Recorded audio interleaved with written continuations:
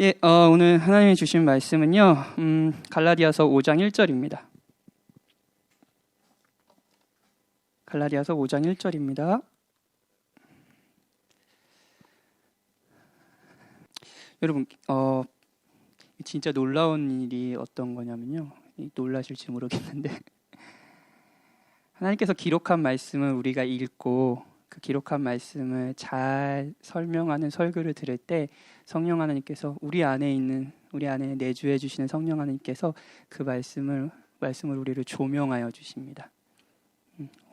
우리 마음 안에 복음이 담겨 있는 영광을 깨달아 알게 하셔서요. 안식 없는 삶에 안식을 주시고 소망 없는 삶에 소망을 주시고 여러분들 정말 기쁨 없이 한 주를 살았던 여러분들에게 기쁨을 주실 겁니다. 성령 하나님께서 정말 그러실 거예요. 이 말씀을 통해서요. 성령 하나님께서 여러분의 마음에 조명하여 주실 겁니다. 하나님의 말씀을 들으십시오. 그리스도께서 우리를 자유롭게 하려고 자유를 주셨으니 그러므로 굳건하게 서서 다시는 종의 멍에를 매지 말라. 그리스도께서 우리를 자유롭게 하려고 자유를 주셨으니 그러므로 굳건하게 서서 다시는 종의 멍에를 매지 말라. 아멘.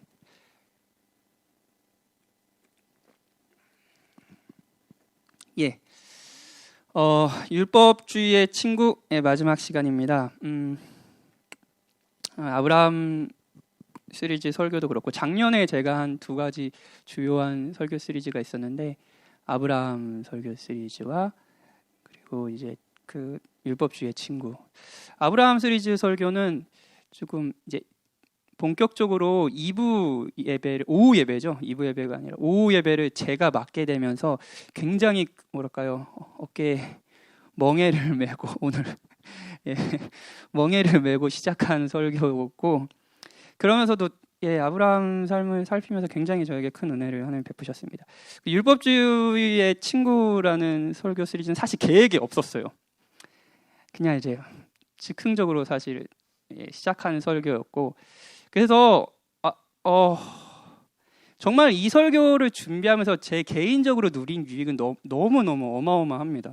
제 많은 것이 바뀌었어요. 제 생각, 제 신앙, 제 마음가짐 많이 바뀌었는데 또한 아쉬움도 있어요. 그러니까 이 설교 시리즈가 충분히 제가 공부를 열심히 하고 사실 율법주의와 관련된 공부를 충분히 해내고 하고 이렇게 한 설교가 아니에요.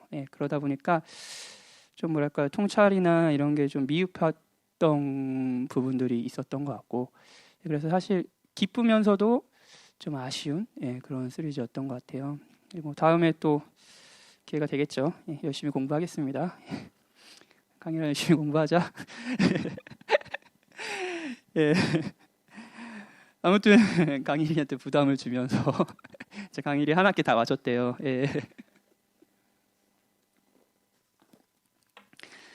아무튼 이제 이 시리즈 동안 저와 함께 율법주의라는 저는 이제 세계관이라고 말하고 싶습니다.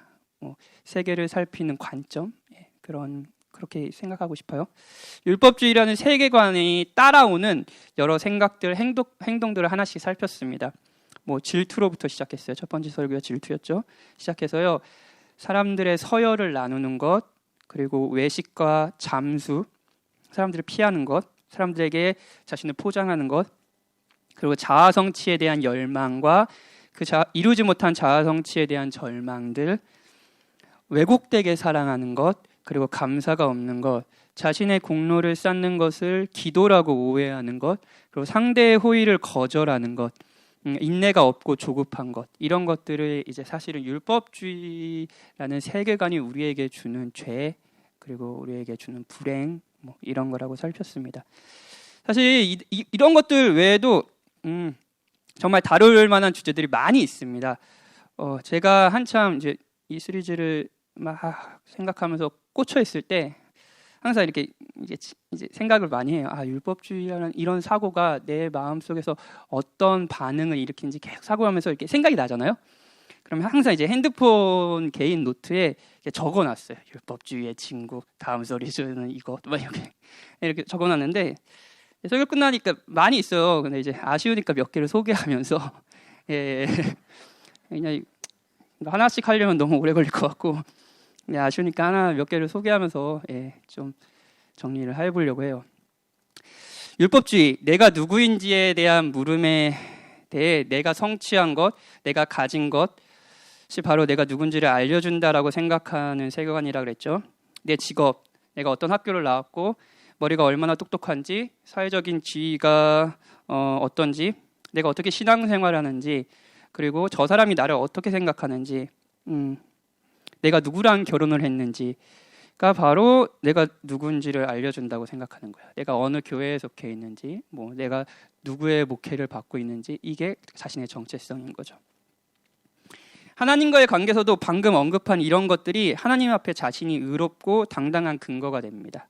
그래서 싱클레어 퍼거슨의 정의 계속 시리즈 동안 이야기했는데, 율법주의는 우리의 선함을 매개로, 우리의 어떠함들, 아까 방금 말했던 그런 것들이요, 그걸 매개로 우리가 하나님께 받을 빚이 있는 것처럼 생각하고는 그분의 축복을 따낼 수 있다라고 보는 관점이다. 그래서 율법주의는 사실은 은혜라는 관계를 모르고 거의 모든 관계를 거래로 이해한다고 했죠. 이런 생각을 하는 사람들은 율법주의의 친구, 성경도 잘못 읽습니다. 자신이 가진 뭔가가 자신이 괜찮은 사람인 것을 증명한다고 생각하는 사람이 정말 그것을 가지고 있다고 생각하는 거예요. 나 괜찮다라고 생각하는 거예요. 그럼 성경 어떻게 읽는지 아세요? 하나님의 말씀이 얼마나 나를 괜찮은 사람이라고 나를 지지하는지, 맞아 나는 그런 사람이야 라고 지지하는지, 그리고 다른 사람들이 얼마나 괜찮지 않은 사람으로 다른 사람들을 비판하는지, 자신을 지지하고 다른 사람을 비판하는 용도로 성경을 해석하는 거예요. 자신의 의로움을 자랑하고 인정하는 근거로 성경 읽기를 할 겁니다. 아마 율법주의라는 사고에 자유하지 못한 사람은요. 당연히 여러분, 성경을 읽으면서 회개와 돌이킴이 있을 리가 없습니다. 율법주의자들에게요. 한편으로 해서 율법주의의 또 다른 친구는 회개 없음과 돌이킴 없음입니다. 설교를 들을 때도 마찬가지예요. 내가 기존에 가진 생각이 얼마나 괜찮은지 인정받는 느낌을 좋아하는 거예요. 설교를 들으면 맞아, 목사님이 맞아, 저 말이 맞아, 나도 그렇게 생각해. 설교를 끝내고 아주 가끔이에요, 설교 너무 좋다는 생각을 하시잖아요. 설교 너무 은혜를 많이 받았어. 가끔이 아니라 매주 그래야 되는데, 그렇죠? 그런데 여러분, 정말 설교가 좋다, 은혜를 받았다라는 것이 내가 기존에 가지고 있던 생각을 깨부수고 내가 얼마나 하나님의 자비가 필요한 존재인지를 깨닫게 해서 그리스도께 나를 이끄는 것이 여러분들이 설교가 정말 좋았어 라고 느끼는 지점입니까? 아니면 그래서 내가 가지고 있던 생각을 설교를 통해 지지받는 느낌을 받는 거예요? 괜찮은 사람이라는 것을 인정받는 거예요? 성경을 통해서요? 그리고 설교를 통해서요? 그런 받는 느낌이 여러분은 좋은 겁니까? 여러분은 언제 설교가 좋다고 생각이 드시나요? 율법주의자들도 성경을 읽습니다. 하지만 잘못 읽습니다. 그 말씀 안에서 자신이 어떤 존재인지, 그리고 나를 위해서 그리스도께서 무엇을 하셨는지 깨닫지 못해요. 율법주의자들의 가장 큰 비참, 슬픔이 뭔지 아세요? 그리스도가 필요하지 않다는 겁니다. 나의 행함, 내가 가진 무엇으로 하나님께 인정을 받는다라고 생각하는 사람들은 그리스도를 찾을 리가 없습니다. 잘못된 성경 읽기도 율법주의의 친구고요. 그리스도가 없는 신앙도 율법주의의 친구고요. 회개가 없는 것도 율법주의의 친구입니다. 이해가 되시죠? 제가 노트에, 비밀 노트에 적어놓은 또 다른 율법주의의 친구는 똑같은 사람 만들기입니다. 똑같은 사람 만들기. 이게 뭔지 좀 생각해 볼게요. 만약 어떤 목회자가 한 사람의 가치가 어떻게 신앙생활을 하고 얼마나 교회 봉사를 열심히 하는지에 달려있다고 생각한다고 해봅시다. 목회자가요, 그 사람이 좋은 신앙인인지 참 구원받은 신앙인지를 그가 얼마나 헌금을 하는지, 그가 교회에서 얼마나 새벽기도를 열심히 다니는지, 그리고 얼마나 봉사를 많이 하는지, 아침 몇 시에 와서 몇 시까지 교회에 있는지, 이런 것들로 이 사람이 참 좋은 신앙인이다라는 것을 판단하는 목회자가 있다고 생각해 보세요. 경건하게 사는지에 따라 하나님께서 그를 인정해 주시고 받아주신다는 생각을 하는 거예요. 성도들의 행동으로 서열을 딱 나누는 그런 목회자가 있다고 생각해 보세요. A급, B급. 여러분, 저희는 이렇게 생각하지 않습니다. 높아심에 드리는 이야기지. 그러지 않으려고 은혜를 계속 구하고 있습니다. 예. 그런 생각이 은연중에 계속 들긴 해요. 근데 이제 씨름하고 있어요. 예. 아무튼 이제 목회자가 성도들에게 그리스도께서 하신 일, 복음으로 그들을 먹이고 돌보는 것, 지키기보단 주로 하는 이야기가 봉사해라, 주를 위해 헌신해라, 헌금하는 것도 중요한 겁니다. 헌신하는 것도 중요한 거, 봉사하는 것도 중요한 겁니다. 그 얘기가 아주 주를 이루는 거예요.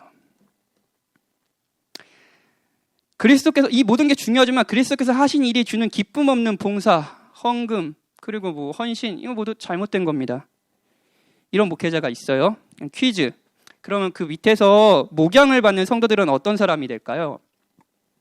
그런 메시지를 계속 듣는 거예요. 그런 가르침의 영향을 계속 받는 거예요. 그럼 그런 사람들은 어떻게 될까요? 내 행동으로 하나님께 인정을 받는다고 생각하는 사람이 되지 않겠어요?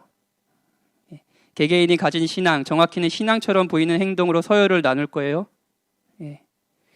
율법주의자들은 율법주의자들을 낳습니다. 만약 여러분이 좋은 부모가 되려 하는 자기 만족으로 아이들을 계속 사랑한다면요, 아이들 동안 엄마에게 좋은 아들, 딸이 되고 싶어하는 자기 만족으로 부모님을 대할 겁니다. 그리고 이것이 안 되는구나라고 생각할 때 부모님과 아이들의 관계는 틀어지겠죠. 끊임없이 아이들의 인정을 갈구하는 부모는 끊임없이 부모의 인정을 갈구하는 아이들을 만듭니다. 자신이 가진 것을 기쁨과 만족으로 누리지 못하고 자신이 가지지 못한 것을 질투하는 사람, 나는 이것보다 더 가져야 하는데 내가 이런 대접을 받으면 안 되는데 생각하는 사람 곁에는 언제나 어떤 사람이 있는지 아세요? 똑같은 사람이 있습니다. 아내와의 사이에서도 가장 가깝고 가장 사랑하고 가장 헌신하고 가장 모든 것을 줘야 되는 그 부부 사이에서도 서열을 나누고 내가 너보다는 낫다라고 판단하는 남편은요, 똑같이 아내에게 그런 판단을 받을 겁니다. 그래서 싸움이 그치지 않겠죠? 율법주의자들을 낳습니다. 항상 그 곁에 율법주의자들이 있어요. 그리고 모두가 불행해지는 거죠. 여러분들이 율법주의적으로 사랑하는 사람을 대하면 그 사랑하는 사람들도 결국 여러분의 영향을 받아서 율법주의적으로 여러분을 대할 겁니다. 노트에 적혀있는, 비밀 노트에 적혀있는 또 하나, 율법주의자들의 영웅을 만듭니다. 그리고 잘못된 소속감을 가집니다. 저는 이 내용을 사실은 설교하면서 어떤 내용을 통해 설교하려고 그랬냐면요, 어떤 본문을 통해 설교하려고 그랬냐면요, 고린도 교회가 빠진 함정을 살피면서 설교하려고 했어요. 1장이죠. 아볼로파, 바울파, 게바파, 자신이 누군지를 자신이 결정한다고 생각하는 사람들이 실제로 빠지는 슬픔은 뭐냐면 자신이 괜찮지 않다는 것을 안다는 거예요. 그래서 하는 건 그 조건에 충족된 어떤 대상을 찾는 거예요. 그리고 그 대상을 사랑하는 것, 그 대상과 함께 있는 것 자체, 그 대상에 속해 있는 것 자체가 자신이 누구인지를 알려준다고 생각하는 거예요. 그 사람의 가치는 바울의 가르침을 받은 사람입니다.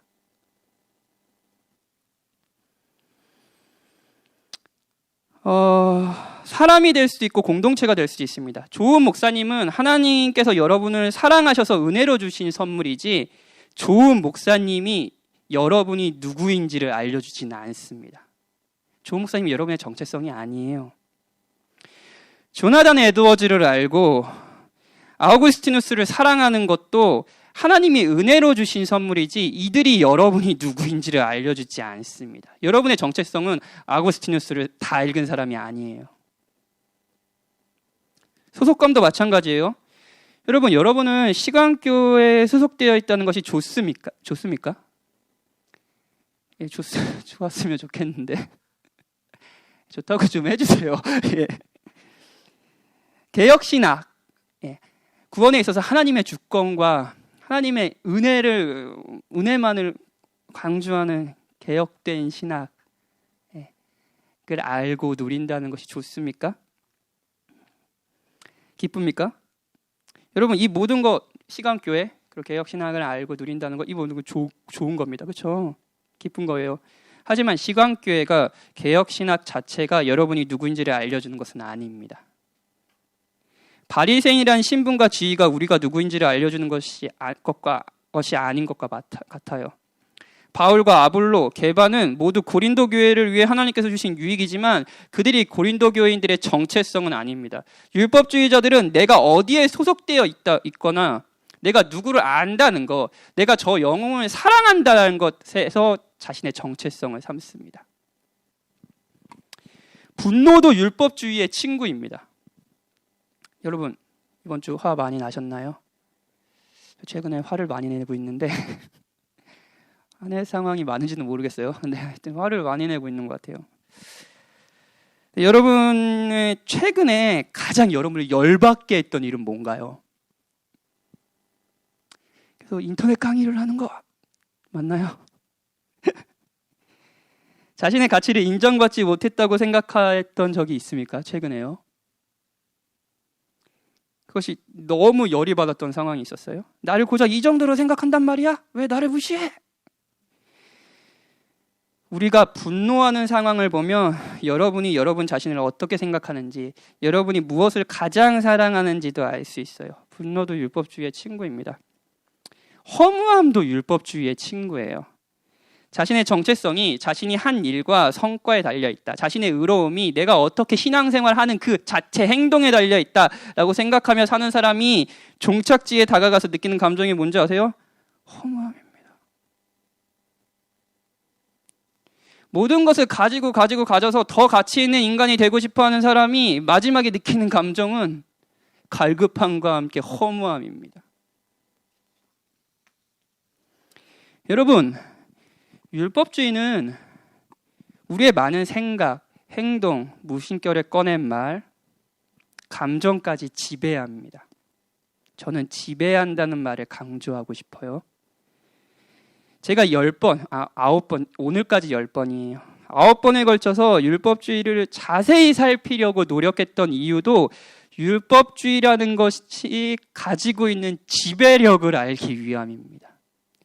우리는 율법주의에 지배당할 때가 있습니다. 여러분, 우리는 너가 가진 무엇, 너가 한 성취, 저 사람이 너에게 한 인정, 사람들의 환호, 내 옆에 누가 있는지, 율법을 얼마나 성실하게 행했는지가 바로 너가 누구인지를 알려주는 거야. 너의 가치가 거기에 있어. 너의 의로움이 거기에 있어. 라는 것을 이 생각에 사로잡혀 있고요. 이 사고에 사로잡혀 분노하고 열등감을 느끼고 교만하고 질투하고 우울해하고 신앙생활처럼 보이는 뭔가를 하고 봉사를 하고 시간교회에 속하려 하고 왜곡된 감사와 사랑을 하고 외식하고 또는 숨습니다. 다른 사람의 사랑을 거절하기도 하고요. 왜냐하면 사랑을 받는다라는 거 한편으로 뭐랄까요? 더 가치 없는 것처럼 보이잖아요. 율법주의는 우리를 정말 구속합니다. 지배합니다. 오늘 본문을 좀 살펴볼까요? 바울에게 본문의 서신을 받는 갈라디아 교회는 바울이 오늘 갈라디아 교회에 편지를 쓴 거잖아요. 근데 이제 이 서신을 받는 갈라디아 교회는 큰 위험에 빠져 있었습니다. 교회에 잘못된 가르침을 주는 교사들이 찾아온 거예요. 예. 근데 이런 내용이었습니다. 많이들 아실 텐데 그리스도를 믿음으로 하나님의 백성이 되는 거지만 여전히 할례를 받아야 한다는 거예요. 그것만은 부족하다는 거예요. 예. 그리스도를 믿는 믿음만은 부족해. 할례 그리고 구약의 모든 율법들을 지켜야지 하나님의 백성, 하나님께 받아들여지는 거야 라고 주장하는 거예요. 이 가르침이 잘못된 것은 할례, 즉 우리가 행한 어떤 것이 우리가 하나님께 받아들여지는 증거다라는 주장이기 때문입니다. 가르침이기 때문이에요. 바울은 이런 가르침이 복음을 훼손한다고 이야기했습니다. 우리가 누구인지를 알려준다. 우리는 무엇을 함으로써 하나님께 받아들여진다라는 생각이요. 우리부터 복음을 멀어지게 한다는 거예요. 그래서 4장에서 바울은 이런 사람을 율법 아래에 있고자 하는 자들이라고 하면서 하갈에 비유하고요. 제가 예전에 아브라함 설교를 하면서 갈라디아서 4장을 설교했던 것 같아요. 그 자유 있는 자유 있는 여자와 뭐 여종 이렇게 얘기하면서 하갈에 비유하고 율법 아래에 있는 자들, 율법을 지킴으로써 하나님께 받아들여진다고 생각하는 사람들을 자유가 없는 종인 하갈에 비유하고요. 복음을 믿는 자들을 그리스도를 믿는 믿음으로 하나님의 자녀가 된다. 나의 행함이 아니라 그리스도가 행하신 일로 내가 하나님의 백성이 된다라고 믿는 자들을 자유 있는 여자 사라에 비유합니다. 자, 복음을 믿는 자들을 특별히 자유라는 단어로 표현했잖아요. 오늘 본문에도 자유가 굉장히 강조되는데, 그렇다면 할례를 받음으로써 내가 뭔가를 행함으로써 구원을 받는다라고 생각하는 사람, 특별히 율법 아래에 있고자 하는 사람들은 반대로 자유가 없는 사람이겠죠. 그렇죠? 자유가 없는 사람. 그리스도인들이 자유 있는 여자라고 하면은, 여자라고 표현했다고 하면은, 그런 율법주의자들은 자유가 없는 자라고 얘기할 수 있겠죠. 그럼 여기서 질문할게요. 뭐에 대해 자유가 없을까요? 무엇에 속박되어 있는 걸까요? 단순히 율법일까요? 율법에 자유가 없는 걸까요? 정확히는 율법이 아닙니다. 하나님이 주신 법이 아니에요. 그리스도인조차도 하나님이 주신 법 안에서 자유하지 않습니다. 오히려 그 법 아래에 있고요. 그 권위 아래에 있고요. 그 법에 순종하며 따르는 삶이 행복한 사람들이 그리스도인입니다. 그렇죠? 그렇다면 이 자유임이 단순히 율법이 아닌 거예요. 오히려 그렇다면 여기서 이들이 자유하지 못한 것은 단순히 율법이 아니라 정확히 말하면 하나님이 주신 이 법을 행함으로써, 자기가 행함으로써 순종함으로 하나님께 받아들여진다는 개념, 생각, 세계관으로부터 자유하지 못한 겁니다. 율법주의라고, 우리는 이걸 계속 율법주의라고 정의했죠. 그 생각, 그 사고로부터 자유하지 못한 겁니다. 다시 한번 말씀드릴게요. 하나님이 주신 이 법을 행함으로써 하나님께 받아들여진다는 생각에 자유하지 못한 겁니다. 율법에서 자유하지 않은 것이 아니라 율법주의에서 자유하지, 율법을 어떻게 생각하느냐에서 자유하지 못한 겁니다. 잘못된 생각에서요. 내가 이 법을 얼마나 순종하는지, 잘 따르는지가 바로 내가 누구인지를 알려준다. 더 나아가 내가 이룬 어떤 성취, 내 소유, 내 성향, 사람들의 인정이 내가 누구인지를 알려준다는 생각에 자유하지 못한 거예요. 그러기에 그리스도를 알지만 여전히 뭔가를 행함으로써 그리스도인이 되어야 된다고 계속 얘기하고 있는 거예요. 그런 생각에 사로잡혀 있는 거예요. 할례가 중요한 얘기겠죠. 저와 여러분은 설교 시리즈 9번 혹시 다 들으신 분 있으신가요? 네. 영웅이 다 들었어? 모른 척하네. 시리즈 내내 저희가 이 생각에 얼마나 자유하지 못한지, 그래서 정말 여러 죄를 짓고 살고 있다는 것을 정말 슬프게, 우리가 그렇게 한편으로는 만족하지 못하고 불행하게 살았던 이유가 이 부분에서 자유하지 못했구나라는 것들을 살폈습니다. 그것이 설교 시리즈의 목적이었어요. 하나씩 살펴볼까요? 자신이 뭔가를 성취함으로써 괜찮은 인간이라고 증명하고 싶은 생각에 사로잡혀 있는 사람, 이것에 자유하지 못한 사람은 항상 나보다 더 나은 성과를 낸 사람, 나보다 조금 더 가지고 있는 사람, 그리고 내가 갖지 못한 인정을 받는 사람을 질투합니다. 이런 생각에 자유하지 못한 사람은 항상 자신과 사람들을 평가합니다. 본능적으로 사람들을 어떤 기준으로 줄을 세우고요. 자신이 서열을 세우고요. 자신이 앞에 있다고 생각할 때 그 사람에 대해서 우월감을 느끼고요. 자신이 그 사람보다 좀 조금 부족하다라고 생각할 때 열등감을 느낍니다. 여기 교회 안에서도 우리 머릿속에는 사람들 간의 서열이 있어요. 저 사람 나보다 좀 나은 사람. 저 사람 내가 그래도 저보다 낫지. 여러분 이런 생각에서 여러분 자유하십니까? 아니면 이런 생각이 그냥 본능적으로 드십니까? 내가 누군지를 내가 한 일이 결정한다라고 생각하는 사람들은 자신을 포장하고 숨기는 데 익숙합니다. 성경에서 외식이라고 할 때 그 외식의 1차적인 의미가 무엇이라고 말씀드렸는지 기억나세요? 외식? 연극 배우라고 했죠. 율법주의자들에게 율법은, 하나님의 법을 순종하고 따르는 것은 연기를 하는 대본에 불과합니다.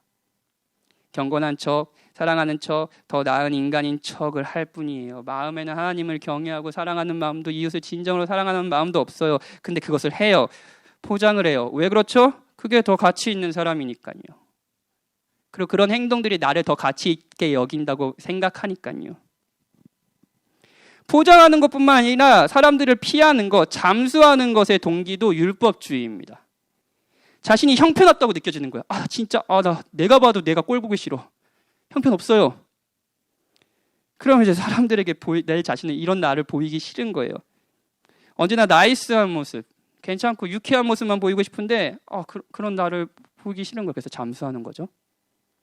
우리가 SNS에 남긴 사진에도 율법주의가 담겨 있고요. 잠수 모드에도 율법주의가 담겨 있습니다. 뭔가를 성취하려는 욕구도 율법주의에서 자유롭지 못합니다. 여러분 한번 고민해 보세요. 여러분 어떤 이상적인 인간, 이런 사람이면 참 이상적이다 라는 것을 그리고 있지 않나요? 어떤 사람이 되고 싶나요? 그리고 그것과 그런 사람과 자신이 비슷하다는 생각에 우월감과 만족감을 누리고 동시에 그것과 자신이 참 멀다, 그런 이상적인 사람과 참 멀다라는 생각 때문에 절망에 빠지지는 않으시나요? 이번 한 주도 진짜 열심히 사셨죠? 예. 열심히 사는 동력은 무엇인가요? 아이를 진짜 사랑하고 잘 돌보셨다면 그 동력은 뭔가요? 아이를 돌보는, 아이를 사랑하는 동력은요. 제 사역의 동력은 뭘까요? 제가 설교하고 영혼들을 찾아다니며 사랑하는 동력이요. 부자가 되고 싶다면 그 부자가 되려고 싶은 이유는 뭔가요? 여러분은 왜 더 나은 신자가 되고 싶은가요? 왜 하나님을 더 사랑하고 이 하나님의 말씀과 더 가까워지고 싶나요? 내가 한 무엇, 내가 한 어떤 성취, 내가 하는 어떤 것이 곧 내가 어떤 인간이라는 것을 알려주기 때문이다 라고 생각하기 때문은 아닌가요? 그래서 계속 목마르게 살아가며 더 성취하려고 하는 건 아닌가요? 우리는 소비로도 더 나은 인간을 꿈꿉니다. 그래서 돈을 쓰면서도요. 더 나은 인간이 되고 싶어하는 우리의 욕망은 뭔가를 계속 성취하려고 하고 뭔가를 더 가지려고 해요. 여기서 자유하십니까? 이런 생각에서 자유하지 못한 사람이 불행한 이유는 뭐냐면 매일 재판장에 서기 때문입니다. 매일 성적표를 받기 때문입니다. 사람들의 인정, 성공과 실패가 다 재판장의 판결인 거예요. 저에게는 지금 여러분들의 표정, 여러분들이 좋는지 안 좋는지, 얼마나 왔는지, 유튜브에 몇 명이 접속했는지, 이것이 다 성적표고 재판장에서의 판결인 거예요. F! 넌 가치 없는 인간이야. 영우이가 졸면 넌 가치 없는 인간이야. 영어이 주지 않았어요. 율법주의자들은 매일의 판결과 성적표에서 자유롭지 못합니다. 불행해요. 우리는 사랑을 하면서도 율법주의에서 자유롭지 못합니다. 왜곡된 사랑을 한다고 말씀드렸죠. 하나님을 향해서 왜곡된 사랑을 합니다. 이런 율법주의자들 하나님을 진정으로 사랑한다고 생각해요. 근데 율법주의자에게 하나님은 선하신 아버지라기보다는 내 행동 전체를 판단하는 시험관, 그리고 내가 잘 보여야 그래야지 이제 나를 잘 대해줄 냉혹한 사장님 같은 분이십니다. 하나님을 그렇게 생각하며 신앙생활을 하고 봉사도 합니다. 이런 것이 하나님을 사랑하는 행동이라고 생각해요. 그런데 여러분, 하나님의 말씀을 듣고 그분을 기도로 찾고 찬양으로 그 이름을 높이고 그렇게 관계를 맺는 것 자체가 이런 사람들에게 즐거움이 아닙니다. 율법주의자들에게는요. 그저 고된 고역이죠. 멍해예요. 사장님의 눈밖에 나지 않게 일하기 싫지만 일하는 것처럼요. 여러분, 사장님 사랑하십니까? 하나님은 사랑하시나요? 이건 사랑이 아닙니다. 율법주의자들은 이웃을 사랑한다고 하면서 인정과 사랑을 갈망하며 사랑합니다. 아나니아와 삽비라가 그랬죠. 예. 사랑한다며 여러 행동을 하지만 그 사람이 가장 사랑하는 건 자기 자신입니다.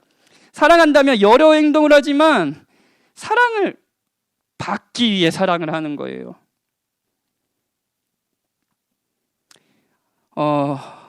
뿐만 아니라 율법주의자는 하나님하고 이웃도 잘 사랑하지 못하죠. 왜곡되게 사랑하지만 동시에 자기 자신도 온전히 사랑하지 못합니다. 자기를 사랑한다고 생각하지만 진짜 사랑하는 것은 그냥 그냥 박현진이 아니에요. 이런 거죠. 잘생긴 나, 똑똑한 나, 좋은 성과를 낸 나, 성실한 나, 착한 나, 경건 생활을 잘하는 나, 회사에서 인정받는 나, 꿈이 있는 나, 그 꿈을 성취한 나, 사람이 주변에 많은 나, 사회성이 좋은 나, 우울하기보다는 쾌활한 나, 많은 사람들이 부러워하는 믿음의 가정을 이룬 나. 더 이야기할까요? 제 이야기를 해볼까요? 설교 잘하는 나, 설교 한 주에 2번씩 해도 당황하지 않고 둘 다 대박치는 나, 신방할 때마다 성도들이 회심하는 나, 아내에게 헌신적인 나, 아내에게 사랑받는 나, 다정한 아빠인 나. 율법주의자들은 자신을 사랑합니다. 아주 많이 사랑해요. 자신에게 집중하고 있습니다. 그런데 정확히는 그냥 나가 아니야. 모모한 나를 사랑합니다. 그래서 정말 내 기대대로 모모한 나를 발견하잖아요. 기쁘죠? 만족스럽고, 그리고 교만하시겠죠? 그런데 만약 내가 기대한 모모한 나가 아닐 때 바로 열등감에 빠집니다. 자신을 사랑하기도 하지만 자신을 가장 저주하고 미워하는 사람이 누군지 아세요? 여러분, 솔직히 말해볼까요?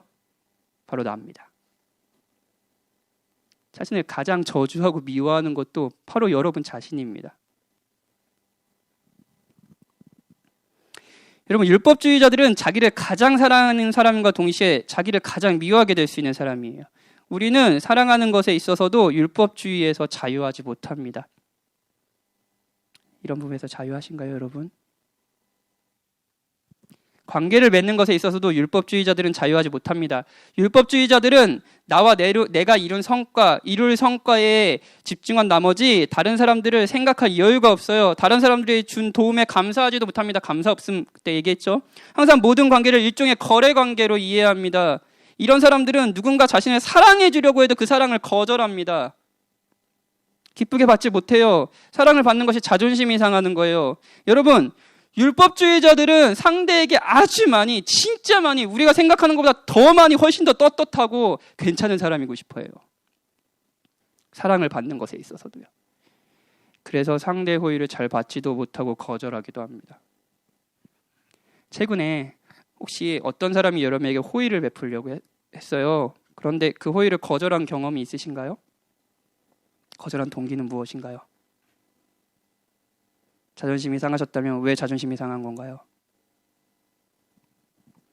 율법주의자들은 고난을 인내할 힘도 없습니다. 자신의 선함이 하나님께 나아가는 구원의 이유라고 생각한다면 자신의 선함이 나의 가치를 결정한다고 생각하는 이런 사람은 고난이 오면 분노하거나 절망합니다. 자신이 꽤 경건하게 산 거예요. 괜찮게 산 거예요. 가치 있는 인간이에요. 자기가 생각할 때 은연중에 그렇게 생각하는 거예요. 그런데 안 좋은 일이 있어요. 고난이 일어났어요. 그러면 이렇게 반응하는 거죠. 하나님, 제가 이런 대우를 받을 이유가 없어요. 하나님, 저에게 왜 이러세요? 저는 이것도 하고 저것도 했어요. 저는 저 사람들이랑 달라요. 제가 당신께 얼마나 헌신했는지 아십니까? 그런데 저를 이렇게 대우하신다고요? 반면 신앙생활을 제대로 못한 거예요. 가치 없는 인간인 거예요. 그런데 고난이 올 때 이렇게 반응합니다. 옳게 하구나. 내가 한 것이 아무것도 없다. 이제 벌의 시간이다. 심판의 시간이다. 자신이 한 무엇이 자신의 정체성을 결정한다. 자신의 선함이 구원의 근거라고 생각하는 사람은 고난 가운데 하나님의 자비를 구하며 하나님 앞에 무릎을 꿇지 않습니다. 원망하며 분노하거나 절망하며 하나님을 피합니다. 율법주의는 고난의 시간에도 우리의 생각을 지배해요. 갈라디아서 5장 4절. 율법 안에서 의롭다함을 얻으려 하는 너희는, 율법을 행함으로써 하나님 앞에 의롭게 되려고 하는 너희는, 너희가 행한 것, 너의 성취, 너의 가진 무엇이 너의 가치라고 생각하는 너희는 그리스도에서 끊어지고 은혜에게서 떨어진 자로다. 율법 아래에서 의롭다함을 얻으려는 자들, 율법에 속박된 자들, 율법주의자들은 그리스도에게 끊어진 자고 은혜에서 떨어진 자들입니다. 은혜를 모르는 자들입니다.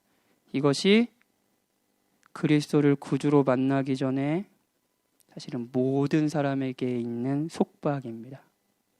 속박이에요. 이 생각에서 자유하지 못합니다. 모든 사람들은요. 이 속박에 대해 사람들은 다양한 자유를 찾는 다양한 방식을 시도합니다. 어떤 사람들은 이렇게 이야기하기도 해요. 많이들 들어보셨을 거예요. 미움받을 용기 뭐 이런 책들. 예, 히트였죠. 베스트셀러였죠. 자신 스스로 자신이 가치 있는 사람이라고 생각해야 돼요. 내가 가진 무엇이, 내가 이룬 어떤 성과가 당신을 결정하는 것이 아니에요. 사람들의 인정이 당신을 결정하는 것이 아니에요. 당신은 당신 그 자체로 소중해요. 그 자체로 소중한 사람이에요.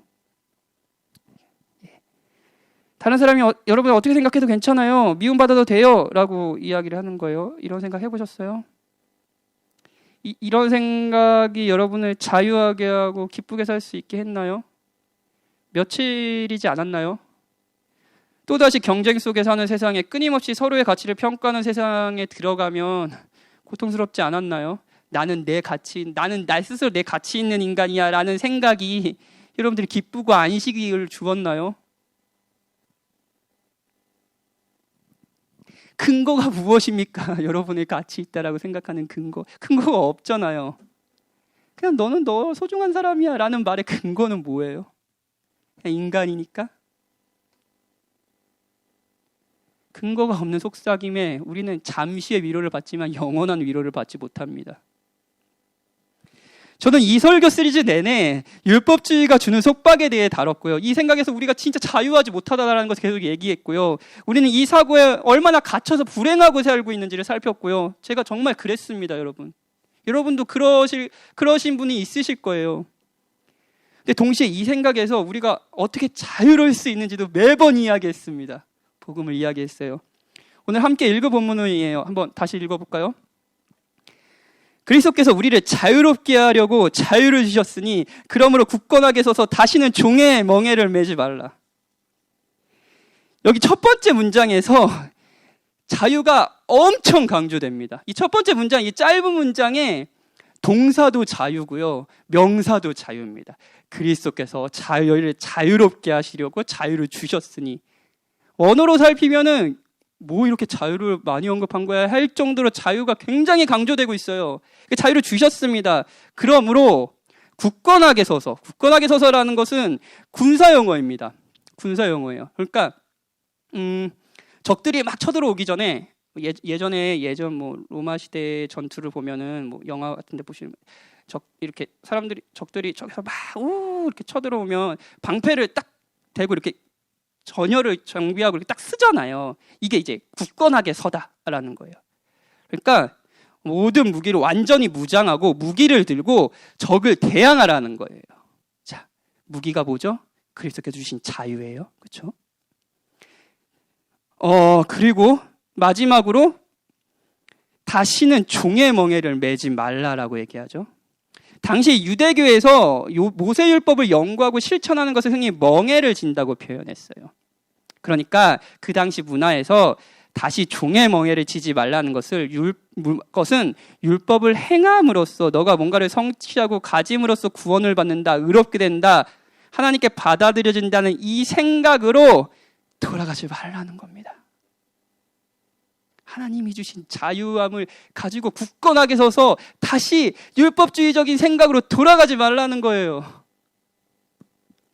여러분, 그리스도께서 우리에게 어떻게 자유하게 하셨는지를 생각해 볼까요?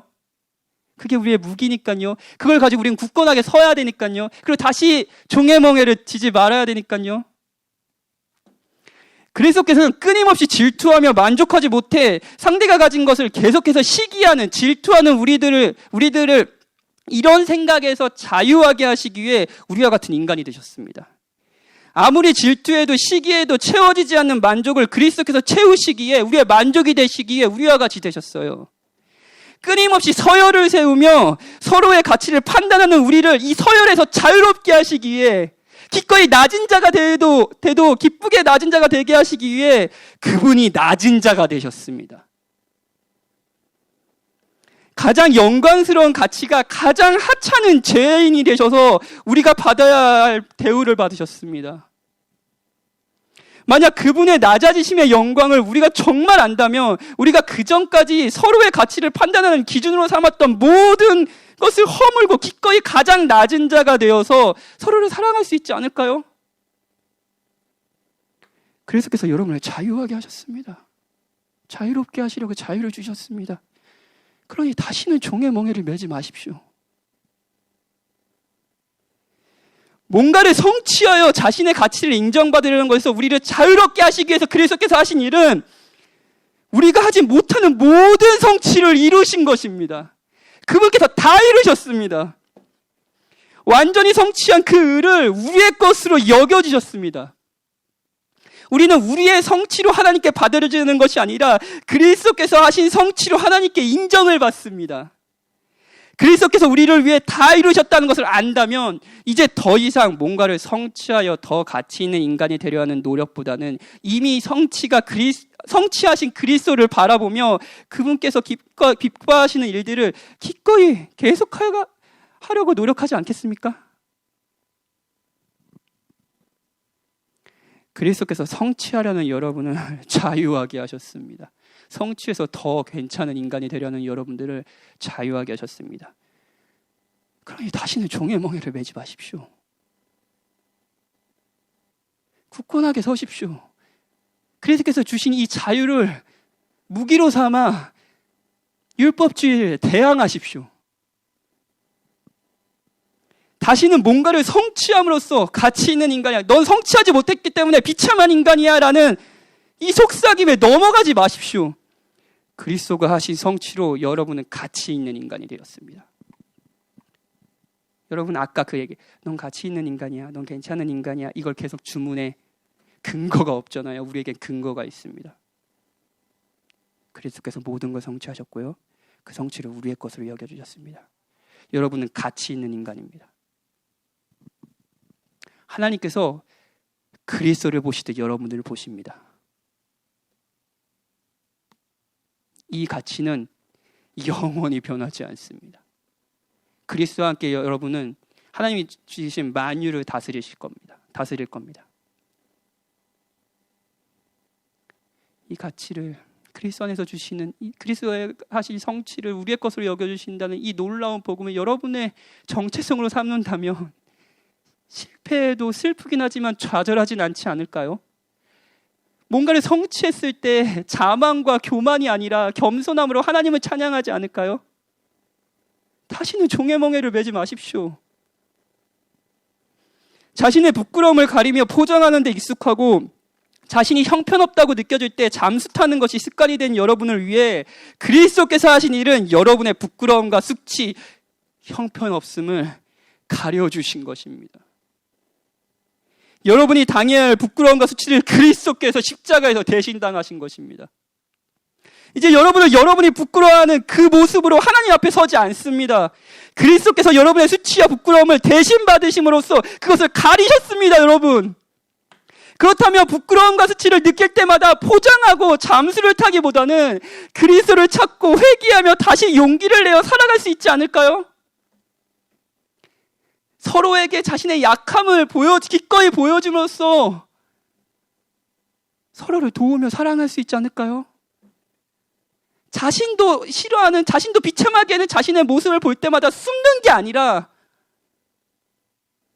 사랑하는 사람들을 찾으며 도움을 요청하고 그들과 함께 그리스도를 바라보고 복음을 누릴 수 있지 않을까요? 그리스도께서 여러분을 자유하게 하셨습니다.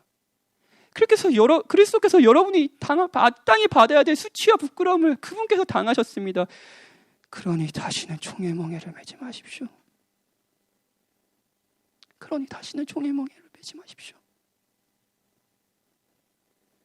부끄러울 때 포장하지 말고 숨지 말고 그리스도께 나아가고 이웃에게 도움을 요청하십시오. 그리스도께서 여러분을 자유롭게 하셨습니다. 이제 우리는 더 이상 인정을 받기 위해 사랑을 하지 않아도 됩니다. 왜냐하면 가장 크신 분께서 우리를 인정하셨기 때문입니다. 우리는 신앙생활을 잘해서 아니면 뭔가를 가지고 있어서 어떤 성품이어서 하나님께 사랑을 받는 것이 아닙니다. 그분께서 그리스도 안에서 우리를 먼저 사랑하셨고 하나님께서 우리를 인정하셨습니다. 그렇다면 이제 더 이상 사랑을 받기 위해 하는 사랑을 멈추고 받은 사랑을 충분히 누림으로써 이웃에게 풍성하게 나누는 사랑을 할 수 있지 않을까요? 인정을 받기 위한 사랑이 아니라 은혜로 받은 인정을 기쁘게 누리는 사랑, 그래서 그 사랑을 실천하는 사람이 될 수 있지 않을까요? 그리스도께서 여러분을 자유하게 하셨습니다. 그러니 다시는 종의 멍에를 매지 마십시오. 다시 돌아가지 마십시오. 기쁨으로 기꺼이 사랑하십시오. 그래서 여러분을 자유하게 하셨습니다. 율법을 행함으로 의롭게 된다는 이 사고에서 자유하지 못한 사람은 고난에서도 인내하지 못한다고 했죠. 고난을 하나님의 부당한 평가로 느끼던가 아니면 하나님의 최종적인 심판 벌로 받아들인다고 했습니다. 그런데 그리스도는 이 모든 것에서 여러분을 자유하게 하셨습니다. 우리가 고난 가운데서도 이것이 최종적인 벌로 생각하지 않아도, 고난이 최종적인 벌이다, 심판이다 생각하지 않아도 되는 이유는 그리스도께서 그 심판을 받으셨기 때문입니다. 고난 가운데 원망과 분노를 쏟지 않는 이유는 우리는 그리스도를 바라보며 내가 어떤 은혜를 받은 자인지, 내가 합당하지 않은 자이지만, 내가 불의한 자이지만, 내가 불경건한 자이지만, 내가 정결치 않은 자이지만, 우리가 아직 그러할 때, 우리가 아직 죄인 되었을 때 그리스도께서 경건하지 않은 자를 위해 죽으셨다는 것을 보면 모든 원망과 분노를 내려놓고 잠잠히 하나님의 선하심을 기대하고 인내할 수 있지 않을까요? 그리스도께서 여러분을 정말로 자유하게 하셨습니다. 그러니 다시는 종의 멍에를 매지 마십시오. 다시는 여러분들의 행동, 여러분들의 가진 것, 그것이 여러분들의 가치로 인정받고 하나님께 받아들여지는 근거라고 생각하며 자유 없는 여종의 삶으로 돌아가지 마십시오. 그리스도를 누림으로써 그리스도께서 하신 일을 기뻐하고 즐거워하며 기꺼이 하나님이 주신 법을 순종하며 살아가십시오. 그리스도께서 여러분을 소망하게 하시기 위해, 인내하시게 하시기 위해, 참 자유를 주시기 위해 십자가에 죽으셨고 부활하셨습니다.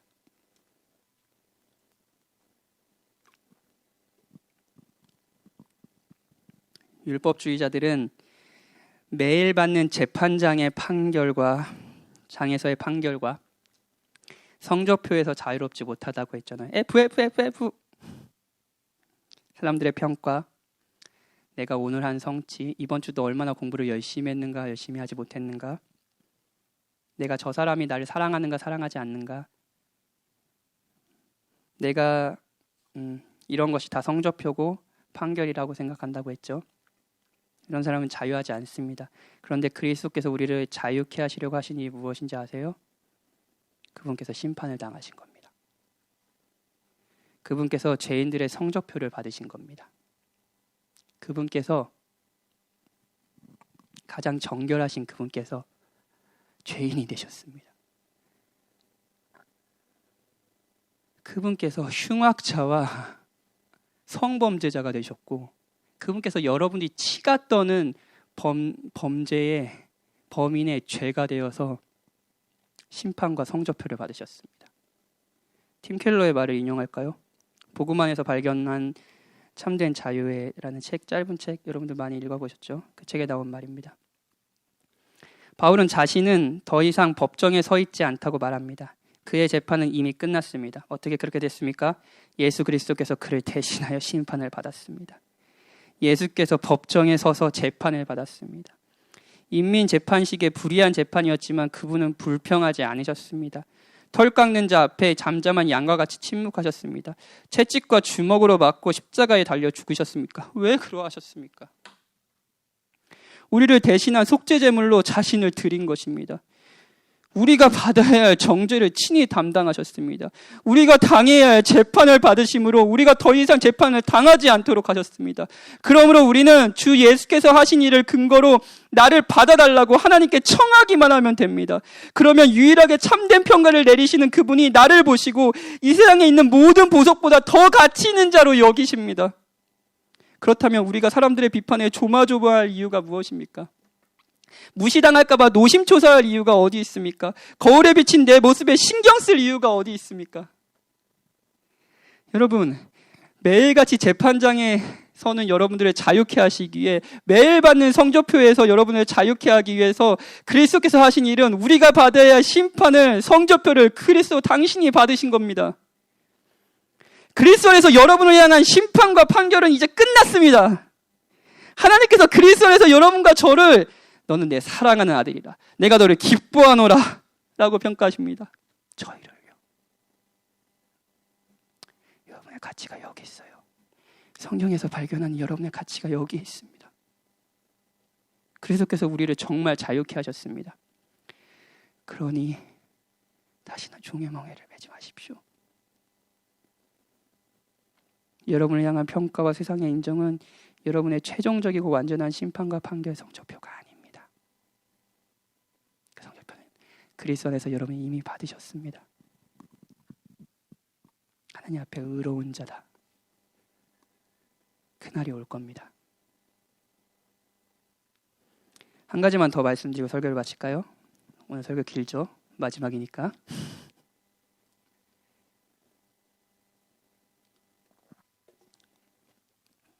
그리스도께서 주시는 자유를 참으로 누리고 아는 사람은 반드시 사랑하는 사람이 됩니다. 하나님의 율법과 멀어지는 사람이 아니라 그 율법 아래서 기꺼이 하나님께 순종하며 그분을 사랑하는 사람이 돼요. 그리스도께서 주시는 자유를 누리는 사람은 하나님의 법에서 떠나지 않습니다, 여러분. 그리스도가 주시는 자유는 하나님이 없는, 하나님을 사랑하지 않는 방종한 삶으로 돌아간다는 것이 아닙니다. 종의 멍에를 매지 말라는 것은 하나님이 없는 삶으로 돌아가라라는 것이 아닙니다.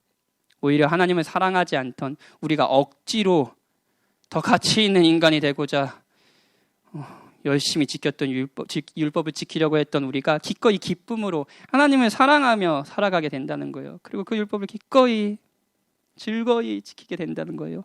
여러분 정말 그렇습니다. 갈라디아서 5장 13절이에요. 형제들아, 너희가 자유를 위하여 부르심을 입었으나 그러나 그 자유로 육체의 기회를 삼지 말고 오직 사랑으로 서로 종로로 되라. 그리스도께서 주시는 자유는 기꺼이 기쁨과 사랑으로 하나님의 종과 서로의 종이 되어주는 거예요. 이미 받은 인정으로 서로를 인정하고요. 이미 받은 사랑으로 서로를 더 풍성히 사랑하는 겁니다. 이것이 그리스도께서 주신 자유입니다, 여러분. 부끄럽지만 설교 시리즈를 마치면서 가장 설교 이 시리즈, 이 내용을 잘 요약하고 있다고 생각하는 글이 있어서 그 글을 읽고 마치려고 합니다.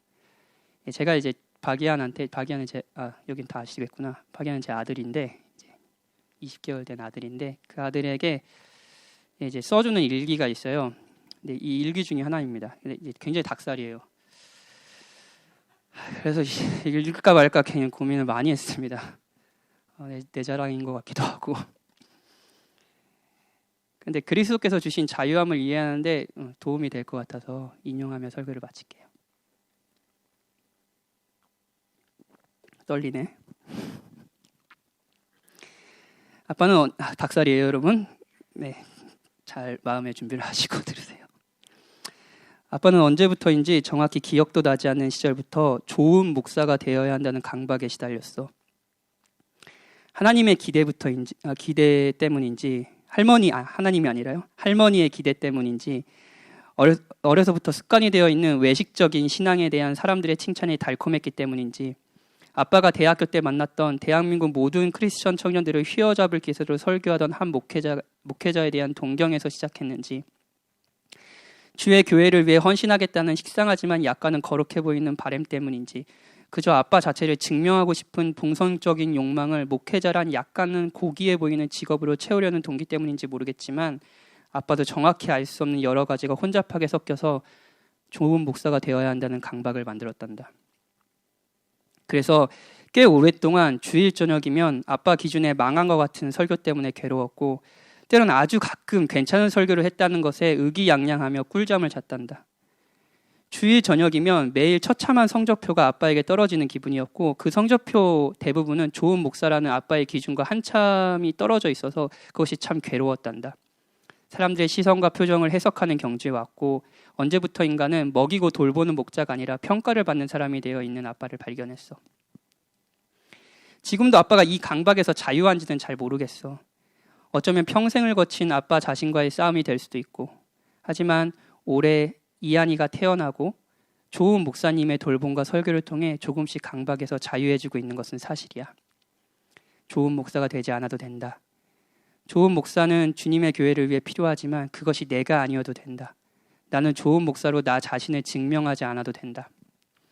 이런 생각의 전환은 하나님께서 좋은 목사라는 자격으로 아빠를 받아주시는 것이 아니라 그저 값없이, 아니 가장 값비싼 값인 그리스도를 통해 아빠를 받아주시니 아빠는 아빠를 좋은 목사로 증명하지 않아도 된다는 복음에서 시작됐어. 그렇다고 게을러지겠다는 것은 아니야. 이게 자유함입니다. 게을러지겠다는 것은 아니야. 아빠는 주께서 명령하신 목자의 사랑을 계속 노력할 거야. 하지만 그리스도 안에 있는 안도감으로 이 사랑을 할 생각이야. 이하나, 우리 사랑하는 아들, 여기부터 닭살이에요. 무엇이 되지 않아도 돼. 무엇이 됨으로 우리 이한이의 존재가 증명되는 것이 아니란다. 이한이도 어느 시점이 되면 꿈을 갖게 될 것이고 그 꿈을 통해 너라는 존재를 증명하려 할 테지만, 그래서 아빠와 같은 강박에 시달릴 수 있지만 그때 아빠와 같이 듣고 또 듣던 복음을 생각하렴. 꿈을 이뤄서 너의 가치를 증명하는 것이 너를 구원하는 것이 아니라 그리스도께서 너를 구원하신단다. 하나님께서 그리스도 안에서 아무것도 아닌 우리를 인정해 주신단다. 여기서 안도감을 누리고 자유롭게 살아가렴. 자유롭고 기쁘게 하나님을 사랑하고 이웃을 사랑하렴. 자유롭고 기쁘게 가장 낮은 자가 되고 자신의 낮음을 볼 때 괴로워하기보단 그리스도의 높으심과 그분의 낮아지심에서 안식을 누리렴.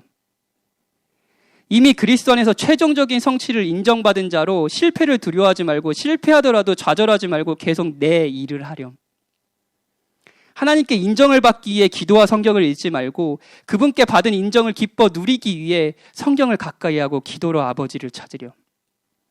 모든 관계를 은혜로 누리며 자유롭게 기뻐하고 감사하렴. 사랑을 베풀 뿐 아니라 기꺼이 사랑을 받으렴. 그리스도께서 너를 자유하게 하셨단다. 그러니 다시는 종의 멍에를 매지 마렴. 여러분, 바기안을 사랑해서 아빠인 제가 해줄 수 있는 사랑은 이 정도입니다. 제가 받은 사랑을 알려주고요. 이 아이가 어떤 사랑을 받고 있는지 알려주는 거예요. 그리고 글을 써주고요. 계속 이야기해주는 이 정도입니다. 이 사랑이 어떤 분은 진짜 좋은 사랑이다라고 생각하지만 여러분, 이런 사랑도 바기안에게 자유를 주지는 못합니다. 자유를 주지 못해요. 그런데 바기안을 참으로 자유롭게 하시기 위해 그리스도께서 하신 사랑은 제가 이 아이에게 베푸는 사랑과 비교되지 않습니다. 그 사랑이 여러분과 저와 바기안을 자유하게 합니다.